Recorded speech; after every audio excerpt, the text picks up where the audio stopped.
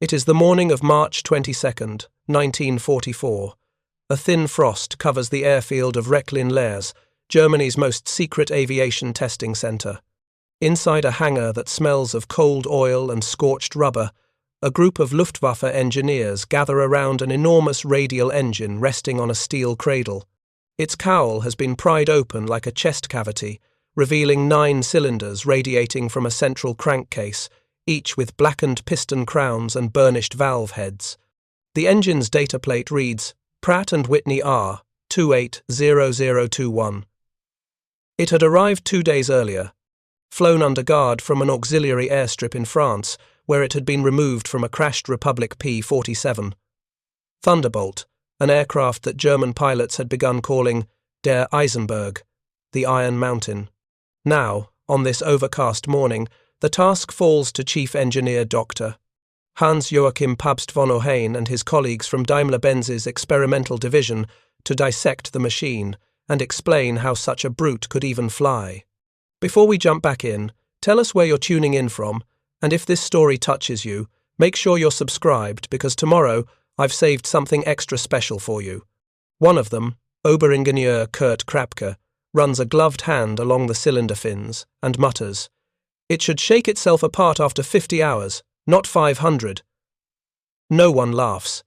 The men around him have spent years perfecting liquid-cooled inline engines, the Daimler-Benz DB 601 and 603 series that power the Messerschmitt Bf 109 and Me 410. They believe precision is synonymous with performance, tight tolerances, high compression, delicate metallurgy, and constant maintenance. The American engine before them seems to mock that philosophy. Its components are oversized, its fittings coarse, its finish almost agricultural. Yet the reports from the front insist that these engines keep running after absorbing damage that would destroy any German counterpart. This is the contradiction that will haunt the engineers of Rechlin for months. How can something so crude outlast something so refined? By the spring of 1944, Germany's aircraft industry is straining against collapse.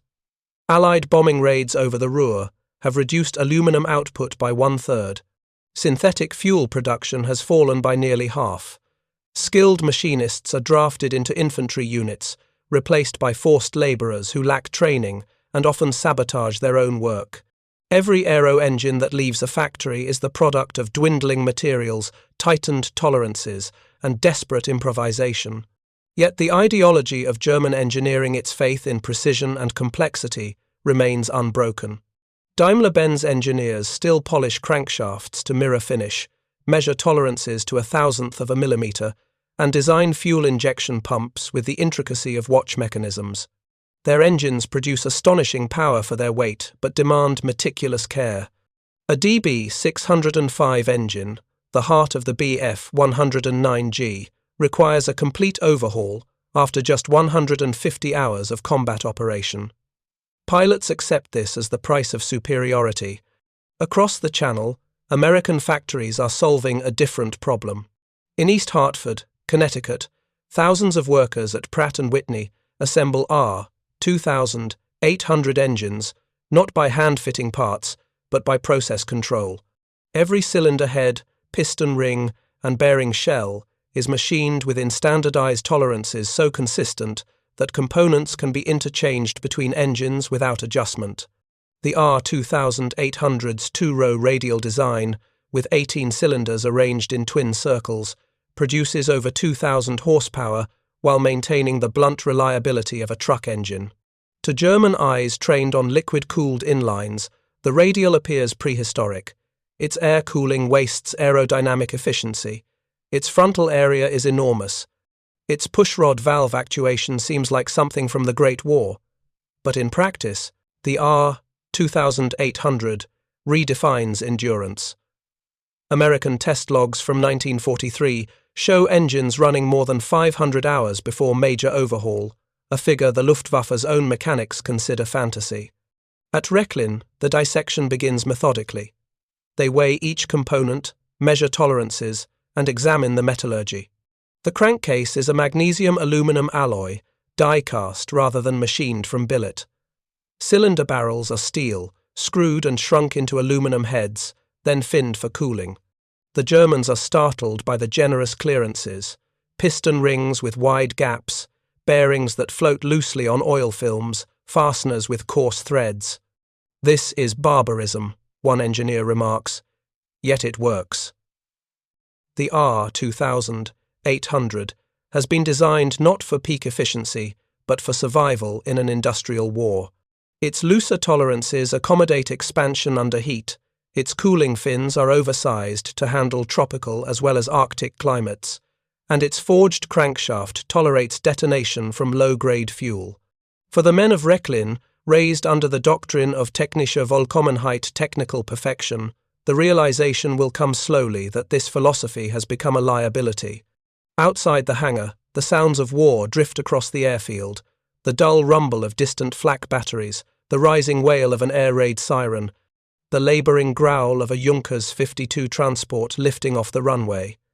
Each noise is a reminder that time itself is turning against the Reich. Inside, however, the engineers continue measuring, sketching, and photographing, convinced that if they can understand the American engine, they might extract its secret of endurance and somehow apply it to their own designs. They will learn much more than they expect. To understand why the captured engine unsettled them so profoundly, one must return to the ideological foundation of German aeronautical thought in the 1930s. When Ernst Udet took command of the Luftwaffe's technical office in 1935, he championed speed, altitude, and power through technological excellence. German engineers were encouraged to pursue innovation at any cost. Direct fuel injection, supercharging, variable pitch propellers, and high-octane fuel systems. The assumption was that superiority lay in sophistication. American manufacturers pursued the opposite. The Army Air Corps' procurement philosophy demanded interchangeability and durability above all else. Every part had to fit any engine of the same model without handwork. Test benches measured not only horsepower but mean time between failure.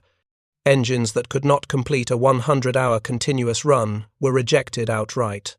These competing doctrines produced two fundamentally different machines and two worldviews that would collide when the first captured Thunderbolt arrived in German hands. By late 1943, Allied air raids over Western Europe had introduced German fighter units to the Republic P-47. Its sheer size baffled Luftwaffe pilots. Weighing over 7 tons loaded, it was nearly twice as heavy as the Bf-109, yet could dive faster and climb almost as well. Captured intelligence briefings described the P-47's R-2800 engine as capable of sustaining overboost pressures for minutes at a time without failure, claims German mechanics dismissed as propaganda. Then came the wreckage near Caen. The aircraft had been forced down after flak damage shredded its control surfaces, but the engine had continued running until the pilot bailed out. Recovered intact, it became the specimen now sitting under the lights at Rechlin.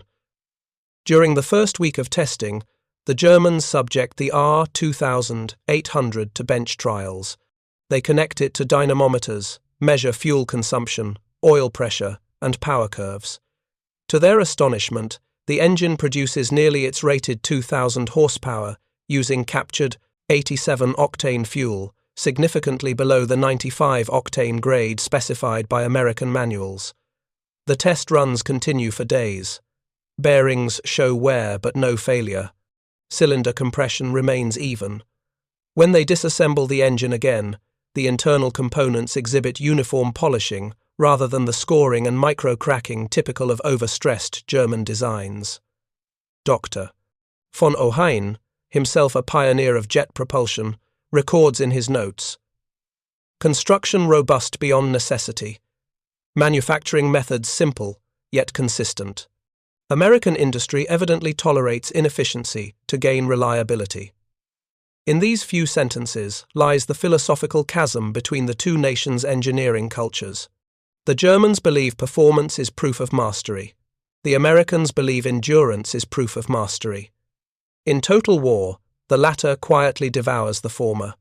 By mid-1944, the engineers' investigation expands. they request metallurgical analyses from the Luftfahrtforschungsanstalt in Braunschweig.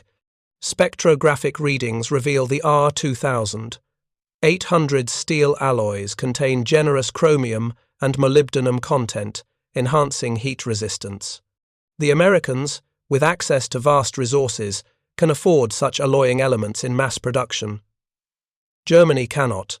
Scarcity has already forced substitutions: vanadium reduced, nickel reserved for submarines, chromium diverted to armor plate.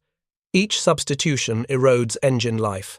When the Rechlin engineers attempt to replicate one of the R-2800's cylinder heads using domestic alloys, the casting cracks after limited thermal cycling. They note it grimly in their report. Domestic material lacks durability under repeated stress. Original exhibits remarkable toughness. The realization dawns with uncomfortable clarity. The Americans have not built a miracle engine. They have built an industrial system so vast and standardized that even mediocrity, multiplied 1,000-fold, achieves perfection through numbers. Still, the men of Rechlin persist in their examinations, driven by a mix of professional curiosity and national desperation. They hope to extract practical lessons before the war is lost. Among their observations, one stands out as both technical and philosophical. When they measure the R-2800's main bearings, they find clearances nearly double those permitted by Daimler-Benz standards. One engineer remarks, "Such looseness invites oil leakage. Yet, in operation, that very looseness allows oil to maintain a stable film under fluctuating loads and heat a margin of safety rather than a flaw. It is an engine designed not for perfection, but for forgiveness." Outside the test benches, the war moves inexorably toward catastrophe. Allied bombers now strike Germany in daylight and by night.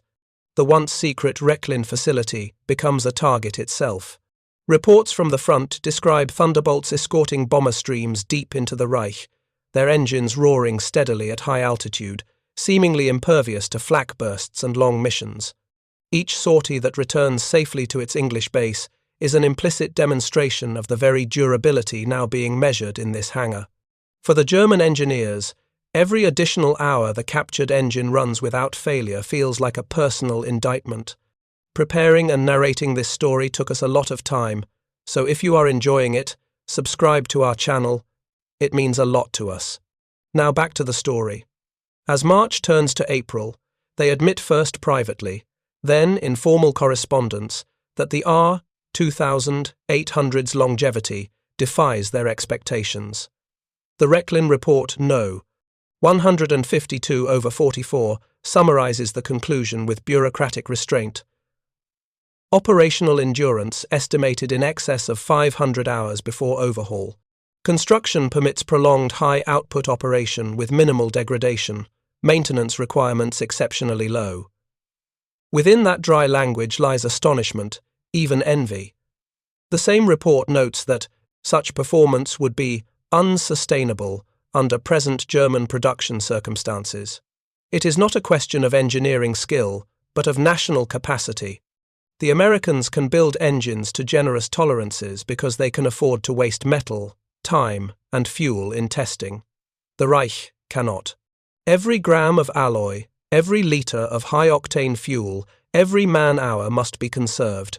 By the time the engineers seal the hangar doors on the disassembled R-2800, Allied troops have landed at Anzio, and Soviet forces are pushing westward through Ukraine.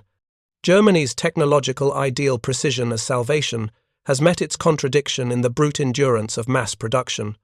And in that hangar, among the smell of warm oil and magnesium dust, a few men begin to sense that they are not witnessing a single engine's superiority, but the industrial logic of an entire civilization.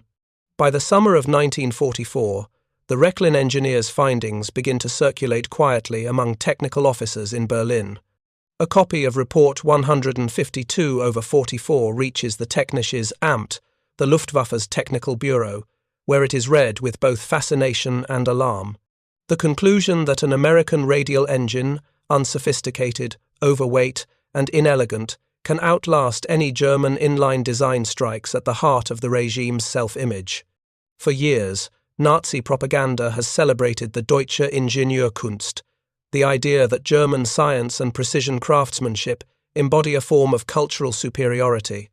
Now, inside the Reich's own testing institutions, data is emerging that contradicts this belief. Within weeks, fragments of the report reach the front lines, carried by engineering officers attached to combat units.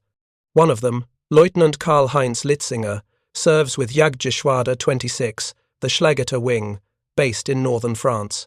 When he reads the Rechlin summary during a lull between missions, he remarks to a fellow mechanic, "They say the Yankee motor can run 500 hours.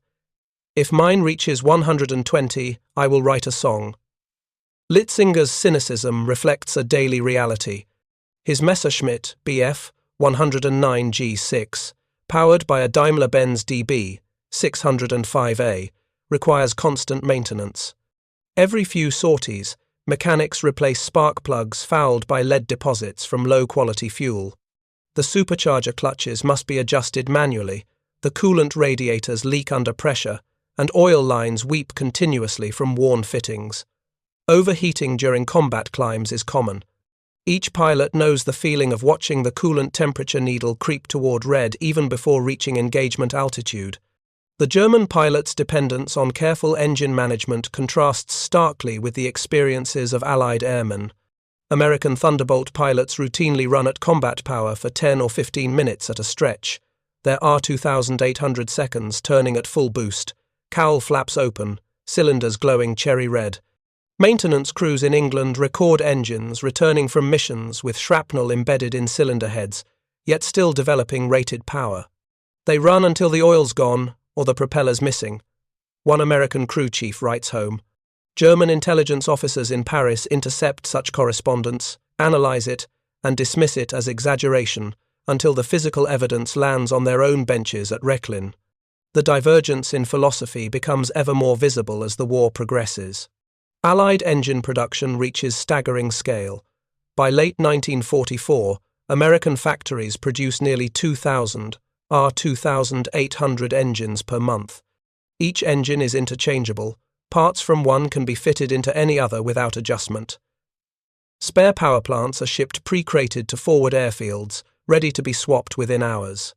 Germany's own aircraft industry, by contrast, is fragmenting under bombardment.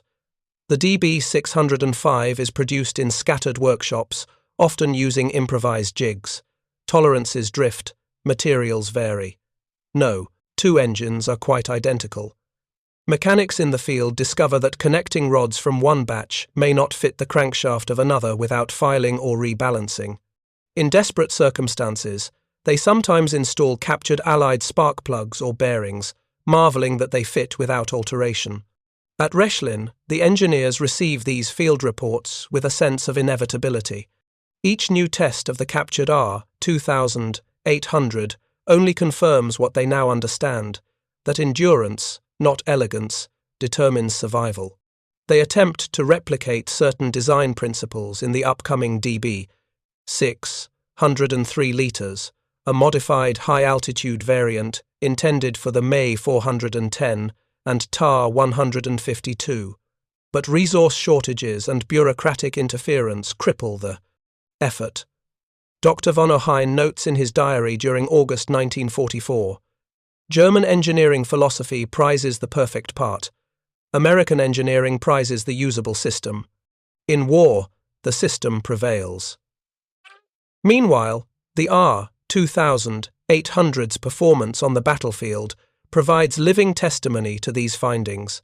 Over Western Europe, Thunderbolts escort bombers deep into German territory. They engage in prolonged dogfights at high power settings, dive at speeds exceeding 500 miles per hour, and return home without mechanical failure.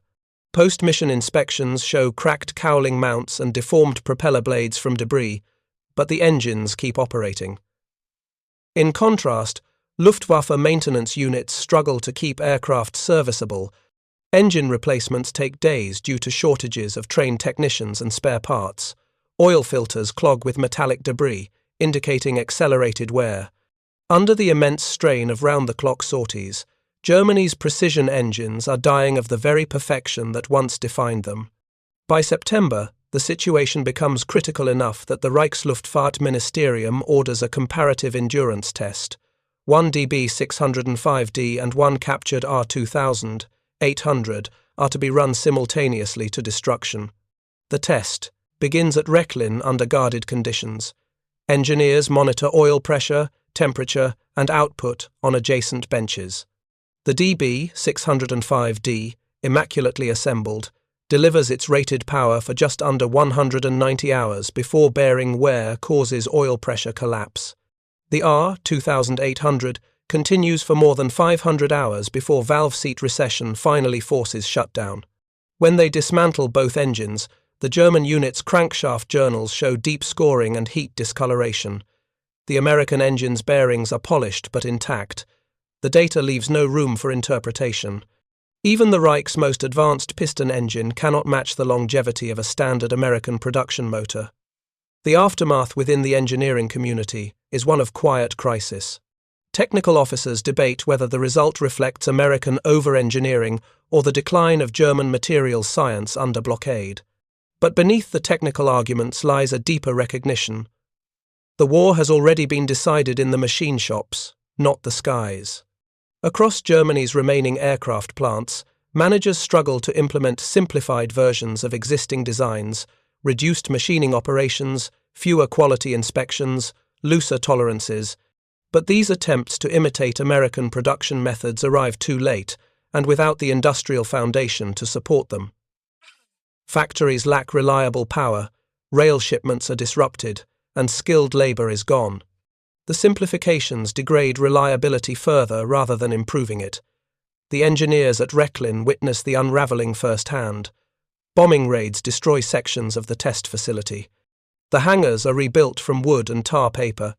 Each week brings new shortages. Fuel for test benches, copper for wiring, even paper for reports. Yet the R-2800 on its bench remains a silent teacher.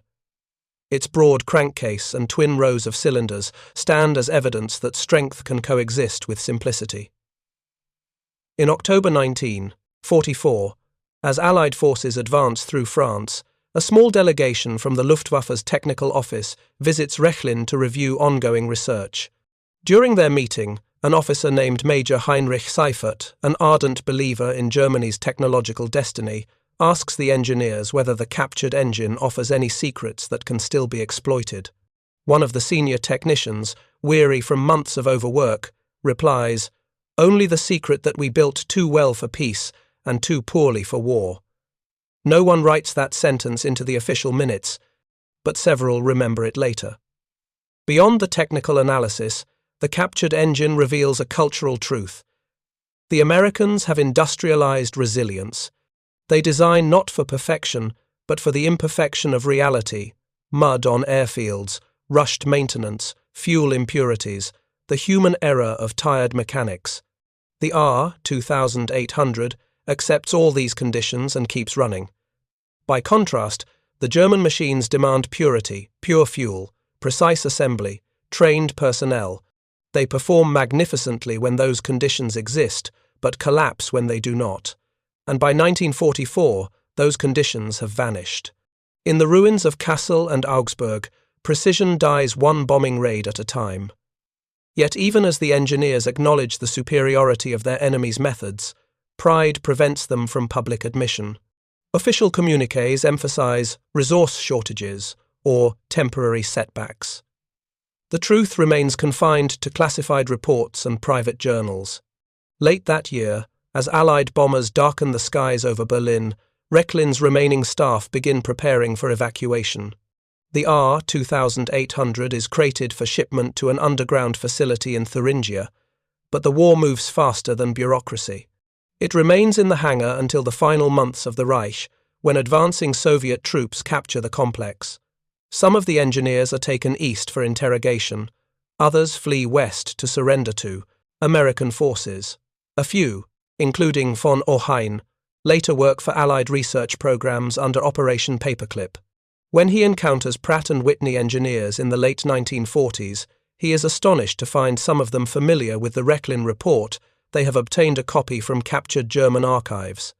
The Americans, in turn, are fascinated that their own mass-produced engine had been studied with such reverence by their wartime adversaries. In post-war interviews, von Ohain reflects on the experience with unusual candor. "We measured everything, the clearances, the alloys, the weights. But what we truly measured was the difference between two philosophies. We sought perfection in each part, they sought consistency in the whole. And consistency won the war." His words capture the essence of what those men at Rechlin discovered when they opened that captured engine. The recognition that technical genius without industrial humility becomes fragility.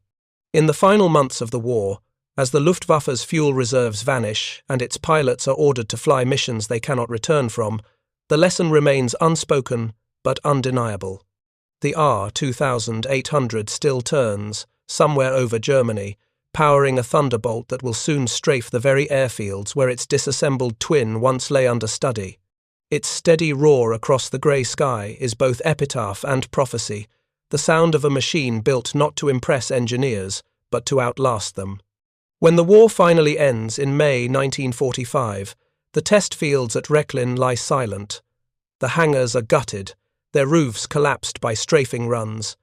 Half buried in rubble, the crate containing the disassembled Pratt Whitney R-2800 sits untouched, its steel bands rusting in the damp spring air. Soviet technicians will later open it, puzzled to find that their defeated enemy had been studying an American engine with such intensity. The irony is not lost on them. The nation that prided itself on technical superiority had been humbled not by a secret weapon, but by a machine designed for mediocrity perfected. In the months that follow, as Allied and Soviet intelligence teams sweep through Germany's research centers, they gather thousands of documents, blueprints, endurance charts, metallurgical analyses. Among them are the Rechlin reports, stamped Geheim and signed by engineers whose names are now scattered across prisoner lists. These papers travel west and east, feeding into the archives of Pratt & Whitney, Rolls-Royce, and Michelin design bureaus. Each side finds in them the same quiet revelation. Endurance, not excellence, defines modern power. For Germany's surviving engineers, the post-war years bring both opportunity and introspection. Many of them, men like von Ohain, Helmut Schelp, and Wernher von Braun, are transported to the United States under Operation Paperclip. They find themselves in vast factories whose scale defies imagination. Assembly lines stretch for half a mile, rows of lathes hum in synchronized rhythm, workers in denim overalls operate machines that stamp out turbine blades by the thousands. For men trained in the artisanal culture of pre-war Germany, it is both awe-inspiring and humiliating. Von Ohain later describes his first visit to an American engine plant in 1946. The machines were large, the tolerances crude, yet the results astonishing.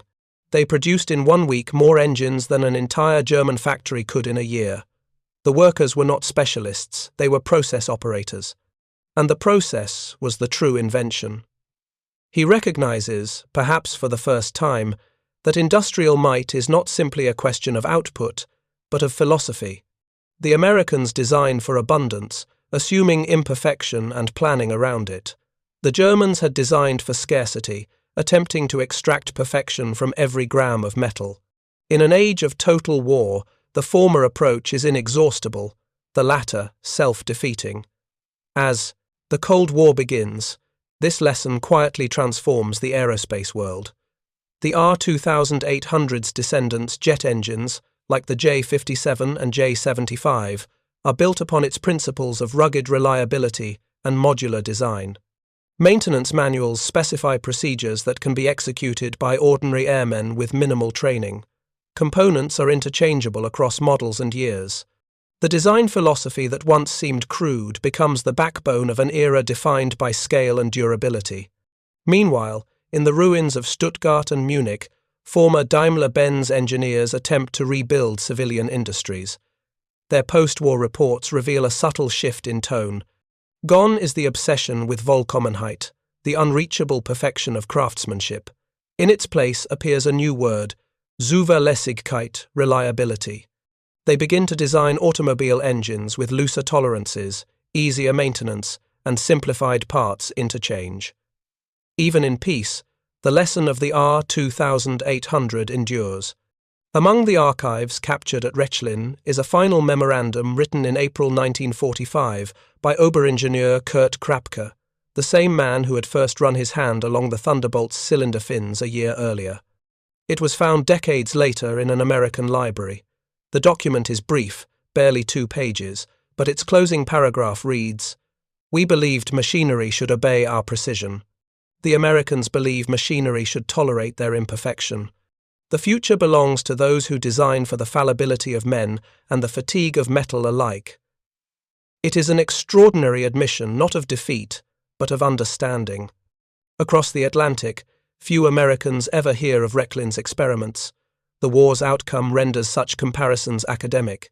Yet within the engineering departments of Pratt and Whitney and Wright Aeronautical, the captured reports become quiet validation. They confirm that the tedious insistence on statistical quality control, process repeatability, and standardization, the very core things dismissed as bureaucratic by some designers, had been the true strategic weapon. In post-war interviews, veterans of the Republic Aviation Company recall the almost superstitious trust pilots placed in the R-2800. "It was a blacksmith's engine," one mechanic said. "It didn't care who built it. It just wanted oil and air." That simplicity, born of deliberate design, had turned ordinary men into masters of the sky. For the Germans who studied it, the memory remains bittersweet. Some, like von Ohain, go on to contribute to jet propulsion research that shapes both American and European aviation. Others fade into anonymity. But in their private notebooks, many record the same shift of belief, a recognition that their nation's downfall was not a failure of intelligence, but of philosophy.